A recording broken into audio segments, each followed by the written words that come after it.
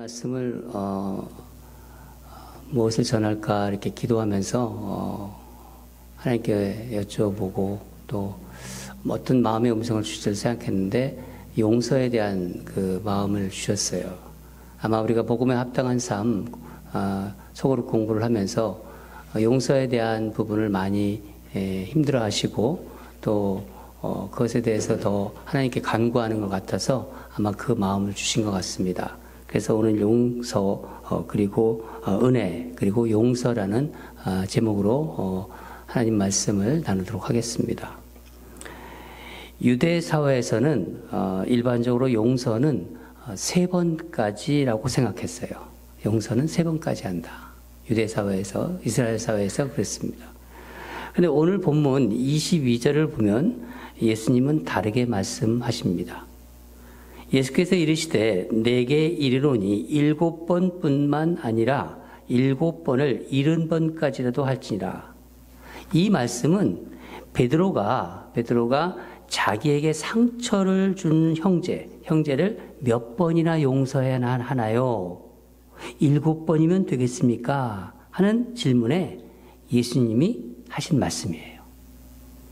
베드로가 어떤 상황에서 이런 질문을 했는지는 알 수가 없지만은 아마 자신이 7번까지 용서한다고 하면 예수님이 아마 칭찬하실 거다 하는 그런 마음을 가졌던 것 같아요. 보통 3번 정도를 하니까 7번을 얘기하면 예수님이 칭찬하실 것이다. 근데 예수님은 뭐라고 하십니까? 7번씩 70번까지 하라. 그러면 다 합하면 얼마예요? 490번 하면 된다는 건가요? 490번? 이 의미는 용서는 계속하는 것이다. 그 뜻이에요. 용서는 계속하는 것이다. 용서는 끝이 없다. 그렇게 예수님이 말씀하신 겁니다. 그러면서 용서할 줄 모르는 종의 비유로 구체적으로 설명해 주시는 거예요. 오늘 본문이 그렇습니다. 우리가 읽은 본문 23절을 보면은 하나님 나라, 이 천국이에요. 하나님 나라, 우리가 가야 할 천국. 천국은 그 종들과 결산하기로 한 어떤 임금과 같다. 그렇게 말씀하세요. 어느 임금에게 빚진 종이 있었습니다. 어떻게 빚을 지었는지는 알 수 없지만은 1만 달란트라는 큰 돈을 빚졌어요. 1달란트가 6,000데나리온입니다. 6,000데나리온.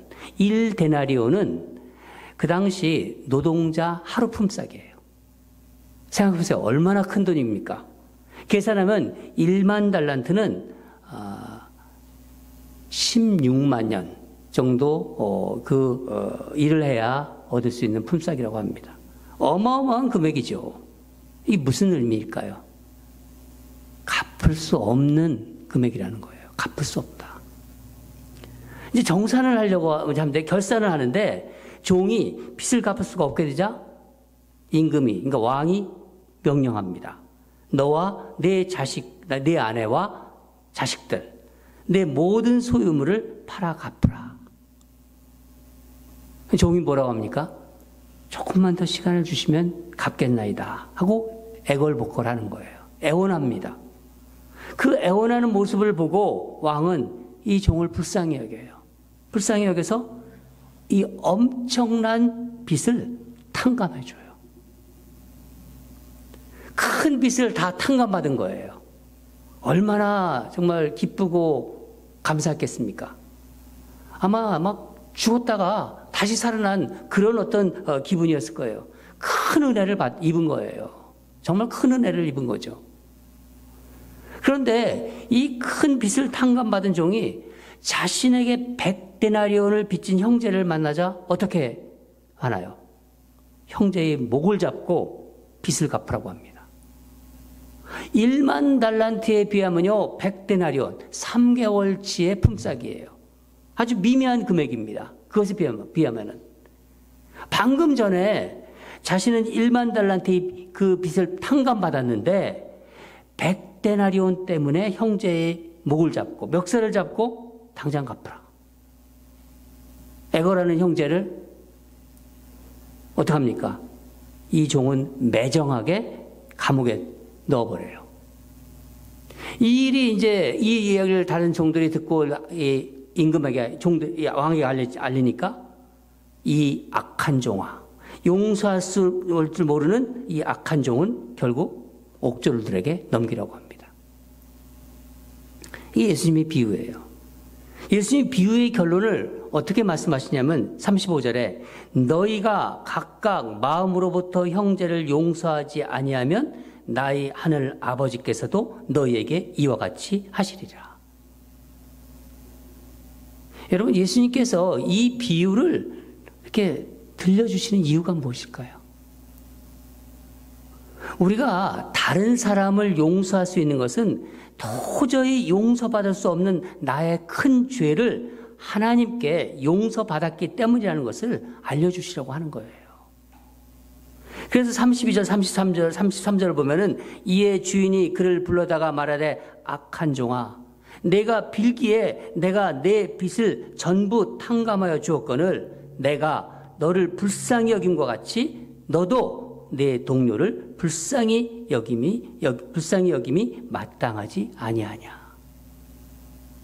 하나님께서 나에게 베푸신 은혜가 너무나 크기 때문에, 너무나 커서 그 은혜를 받은 자는 다른 사람을 용서할 수 있게 된다는 거예요. 그럼 예수님을 우리가 믿잖아요. 그럼 예수님을 믿는데도 다른 사람을 용서하지 못하는 이유는 무엇일까요? 예수 그리스도의 십자가의 공로로 나의 모든 죄가 사함을 받았다고 했어요. 사함을 받았고 나를 구원해 주신 하나님의 그 은혜에 대한 감격이 식었기 때문이에요. 하나님의 은혜에서 멀리 떨어져 있는 거예요. 예수를 믿어도 하나님의 은혜에서는 멀찌감치 떨어져 있는 거예요. 하나님의 은혜를 묵상하는 가운데 아주 오래전에 본 소설의 그 주인공이, 그러니까 인물이 생각이 났습니다. 그게 장발장이라는 인물이에요. 장발장. 여러분 아실 거예요. 장발장. 한국 사람들은 장발장으로 알고 있는데 그 책의 제목을 프랑스 문호 빅토르 위구가 쓴 레미제라블이라는 그 소설의 주인공입니다. 한국 사람들한테는 장발장으로 소개됐어요. 이야기는 이렇습니다. 장발장은 본래 악인이 아니었지만은 아주 지독한 가난으로 인해서 어느 날 빵 한 조각을 훔친 죄로 무려 19년 동안 감옥살이를 해요. 이로 인해서 마음이 완악해지고 사람들에 대한 원망과 증오심을 갖게 됩니다. 감옥에서 나온 후 미리엘이란 주교의 그 친절로 인해서 성당에서 살게 되지만 여전히 생각은 악한 생각을 가지고 있어요. 이런 생각이죠. 사람들도 나를 속이고 학대했는데 자기에게 친절을 베푼 주교를 좀 속인다고 그게 뭐 그렇게 대단한 일인가? 그런 생각을 늘 해요. 장발장은 어느 날 성당에 은제 식기를 훔쳐 달아나다가 잡히게 됩니다. 당연히 이제 주교가 화를 내리라고 생각했는데 이 주교가 놀랍게도 사람들 앞에서 이렇게 말을 하는 거예요. 내가 이 은제 식기를 장발장에게 선물로 주었어. 그러는 거예요. 게다가 이런 말까지 하는 거예요. 은초 때도 주었는데 왜 가져가지 않았어요? 그러는 거예요. 주교의 이 말에 장발장은 마치 그냥 망치로 정말 그 머리를 맞은 듯 같았다고 합니다. 그는 이렇게 책에서 독백합니다. 내가 지금 큰 감동을 받은 것인지 아니면 심한 모욕을 받고 있는 것인지 모르겠다. 장발장이 살아온 세계에서는요, 용서와 자비가 없었어요. 어찌 보면은 세상 사람들에 대한 원한과 증오, 복수심은요, 그에게는 당연한 것이고 정당한 것처럼 보였습니다.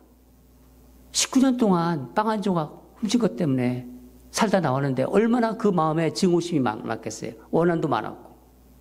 만약 장발장이 은재 식기를 훔친 것 때문에 다시 감옥에서 죄의 대가를 치루었다면요, 주교에게도 빚진 것이 없다고 생각했을 거예요.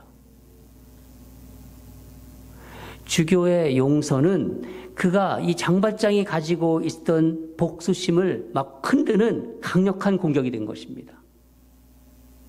또한 사람들에 대한 증오심에 대한 어떤 일종의 선전포고로 다가온 것입니다.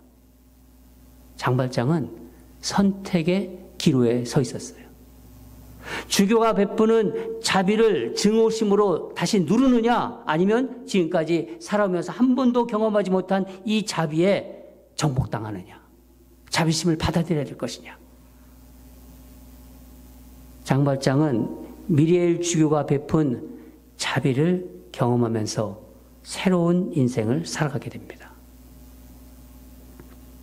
여러분, 지금 이 자비가 예수님께서 비유를 통해서 말씀하신 임금, 즉 왕이 종을 불쌍히 여기는 마음이에요.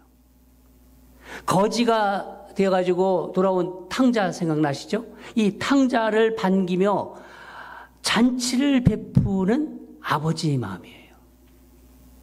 예수님이 이 땅에 오셨잖아요. 예수님이 이 땅에 오셔서 병든 자를 불쌍히 여기시고 고쳐주시는 마음입니다.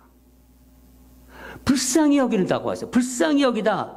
그 마음은 불쌍히 여기는 마음인데, 이건 원어로 스프랑크 니조마이라고 해요. 스프랑크 니조마이. 헬라어로 스프랑크 니조마이.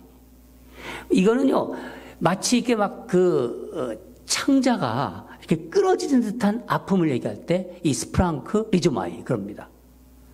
죄로 인해서 고통 가운데 살아가는 인간을 보시는 하나님의 마음이라는 거예요. 하나님이 우리 죄를 용서하시고, 또 주교가 오늘 우리가 이 장발장 제가 말씀드렸지만, 이 주교가 장발장에게 은톳대를 준 자비의 마음입니다. 여러분, 장발장의 악함이 하나님의 자비하심과 비교될 수 없듯이, 놀라운 것은 인간이 얼마나 악하냐가 아니라 우리가 받은 하나님의 은혜가 얼마나 큰가예요. 33절에 예수님께서 말씀하십니다. 내가 너를 불쌍히 여김과 같이 너도 내 동료를 불쌍히 여김이 마땅하지 아니하냐. 마땅하지 아니하냐. 여러분, 이런 의미에서 우리는 마땅하다는 말을 잘 사용해야 됩니다. 우리가 가끔 그러잖아요. 그 사람 벌 받아 마땅해. 그렇게 살았으니까 그런 고통을 받은 것은 마땅하지. 잘난 체하고 교만하더니 잘 됐다. 망하는 게 마땅해. 꼬꾸라지는 게 마땅해. 그러나 하나님은 그런 마땅함으로 우리를 대하지 않으세요. 내가 너를 용서한 것처럼 너도 내 동료를 용서하는 것이 마땅하다고 하십니다. 여러분, 이것이 우리가 추구해야 할 마땅함이라는 거예요. 그리고 예수를 믿는 사람들, 정말 내가 예수를 믿는다면은 그리스도인의 용서의 방식이라는 거예요. 우리는요, 반복해서 이렇게 죄를 짓거나 생각이 악하고 막 악의적이고 인격적으로 결함이 있는 사람의 잘못을 용서하기 힘들어요. 아니, 용서해서는 안 된다고 생각합니다. 용서하면 자기 잘못을 또 우습게 여기고 또 계속해서 반복적으로 그런 짓하고 고쳐지지 않는다고 생각하잖아요. 그 사람을 위해서도, 이 사회를 위해서도 용서하지 말아야 한다고 생각합니다. 그러나 여러분, 우리가 누구를 용서하잖아요. 용서한다고 그 사람의 죄가 사해지는 거 아니에요. 죄를 사하는 능력은 내게 있는 게 아닙니다. 우리를 만드신 하나님께 있는 거예요. 성경은 그리스도의 십자가의 보혈만이 죄를 사할 수 있다고 말씀하십니다. 그리스도의 십자가의 보혈만이 죄를 사할 수 있는 능력이 있다. 용서한다고 그의 죄가 없어지지 않는 거예요. 없어지지 않습니다. 그러면 왜 용서해야 될까요? 왜 용서해야 할까요? 그와 나와의 관계, 그 관계 가운데 하나님 나라가 임하는 자리를 마련하려고 하는 거예요. 하나님 나라가. 우리는 하나님 나라를 그리면서 살아가는 사람들입니다. 하나님의 뜻이 이 땅에 이루어지길 바라잖아요. 늘 우리가 고백하잖아요. 하나님의 뜻이 이루어지는 자리로 나가기 위함이에요. 여러분 창세기를 보시면은 이제 자기를 상인들에게 팔아버린 형들 앞에서 애굽의 이제 총리가 된 요셉이 이렇게 말합니다. 창세기 45장 5절 보면은 당신들이 나를 이곳에 팔았다고 해서 근심하지 마소서, 한탄하지 마소서. 하나님이 생명을 구원하시려고 나를 당신들보다 먼저 보내셨나이다. 요셉의 시선이 어디에 가 있습니까? 요셉의 시선은 하나님 나라를 바라보고 있는 거예요. 하나님이 마음으로 형들을 쳐다보고 있는 거예요. 분하고 원통해서 쳐다보는 게 아니라 하나님의 마음으로 쳐다보고 있는 겁니다. 하나님의 뜻이 이루어지는 자리로 그 자리를 보고 있는 것입니다. 2차 세계대전 후에 이 복음 전도자로 유럽에서 아주 많이 알려진 인물이 있었어요. 또 미국도 알려지고 바로 코리 텐 붐이란 여인입니다. 코리 텐 붐. 인터넷에서 한번 찾아보시면 금방 나옵니다. 코리 텐 붐. 콜이라고 불러요. 보통 콜이라고 하는데 네덜란드 화란 사람입니다. 2차 대전 때 자기 집에 유대인을 숨겨진 것이 이제 발각돼 가지고 이 코리의 가족은 나치에 의해서 독일 포로 수용소로 끌려갑니다. 그곳에서 아버지와 언니는 잔인하게 죽임을 당해요. 간신히 그녀만 살아남습니다. 그게 계기가 돼가지고 코리는 예수님을 영접하고 유럽에서 복음을 전하는 전도자가 됩니다. 코리의 그 순회 부흥회를 통해서 많은 사람들이 위로를 받고 하나님께 돌아왔지만은 정작 그녀의 마음을 늘 누르고 있는 고통이 있었어요. 그것은 독일 사람, 독일에 대한 증오심이었습니다. 독일 사람에게 복음을 전하는 것은 그녀에게 상상할 수 없는 일이었어요. 독일은 고통받아야 마땅하고 망해야 된다고 생각했습니다. 독일 같은 나라는 이 지구상에서 없어져야 된다. 독일을 생각할 때마다 아버지와 언니의 죽음이 떠올라서 너무나 힘든 거예요. 절대로 용서할 수 없다. 절대로 용서할 수 없다. 그러나 어느 날 성령님께서 그녀의 마음을 흔들기 시작했습니다. 독일에 가서 복음을 전하라. 계속 이 마음을 주시는 거예요. 독일에 가서 복음을 전하라. 그럴 수 없습니다. 하나님. 몇 번이나 부인했지만 성령님의 음성이 더 분명하게 계속 들리는 거예요. 코리는 어쩔 수 없이 독일에 가서 이제 복음을 전하게 됩니다. 어느 날 이렇게 부흥 집회가 끝난 뒤에 참석한 사람들과 악수를 나누는데 잊을 수 없는 한 사람을 보게 돼요. 거기서. 자신이 갇혀 있었던 포로 수용소 소장이었어요. 코리는 그 사람 때문에 말할 수 없는 고통을 당했어요. 신체적인 고통, 정신적인 고통, 모든 고통을. 언니도 그 사람 때문에 그 사람이 성폭행을 해가지고 결국은 언니는 죽게 되고 죽임을 당했습니다. 그 모든 것을 다 본 거예요, 코리가. 그냥 마음속으로 하나님께 외쳤습니다. 하나님, 저 사람만큼은 내가 복음 전도자지만은 내가 예수 믿는 사람이지만은 저 사람만큼은 제가 사랑할 수 없어요. 어떻게 저 사람을 제가 용서할 수 있습니까? 그때 코리의 마음에 또 다른 음성이 들리는 거예요. 코리야, 나는 너에게 그 사람을 사랑할 수 있느냐, 용서할 수 있느냐를 묻고 있는 것이 아니라 그를 사랑하라고, 용서하라고 하는 것이다. 너에게 묻고 있는 게 아니라 사랑하고 용서하라. 그냥 마음속으로 다시 외쳤습니다. 하나님, 내 힘으로는 할 수 없어요. 제 힘으로는 할 수 없습니다. 제 힘으로는 못합니다. 하나님이 원하신다면은 제가 그것을 순종할 수 있는 힘을 주세요. 순종할 수 있는 힘을 주세요.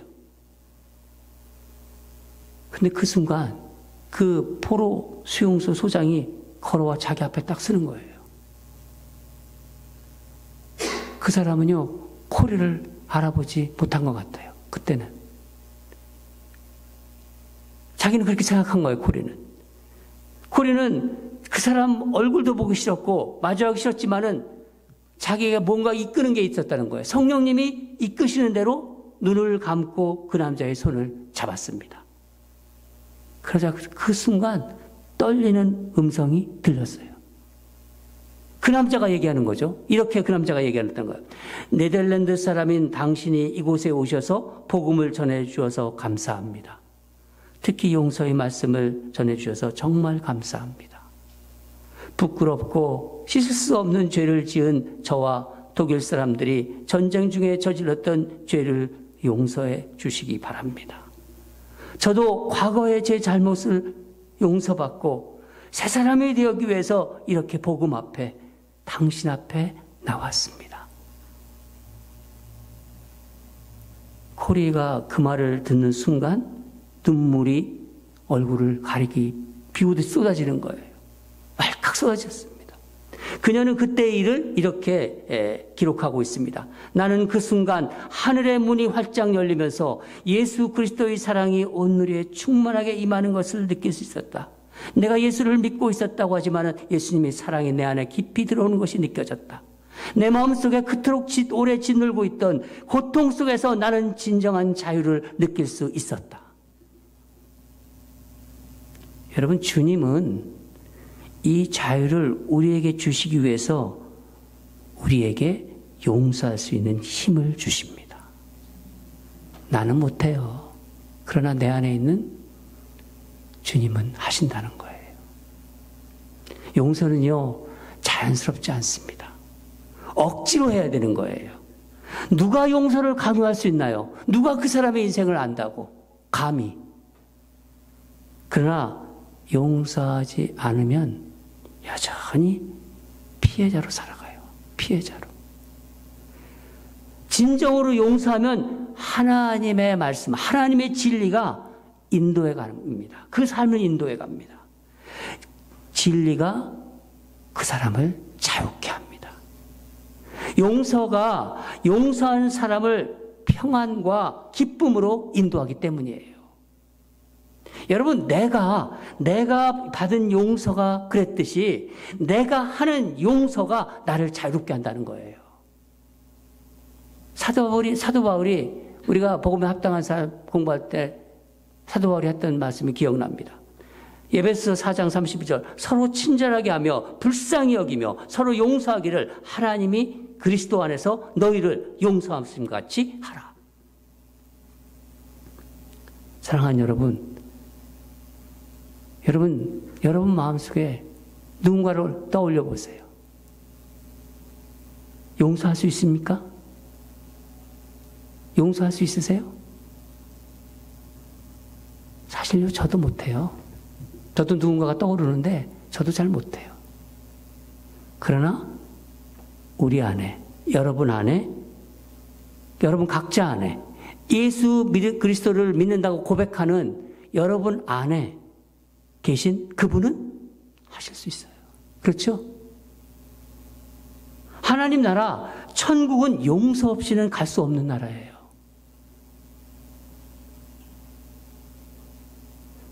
오늘 비유가 그걸 설명해 주신 거예요.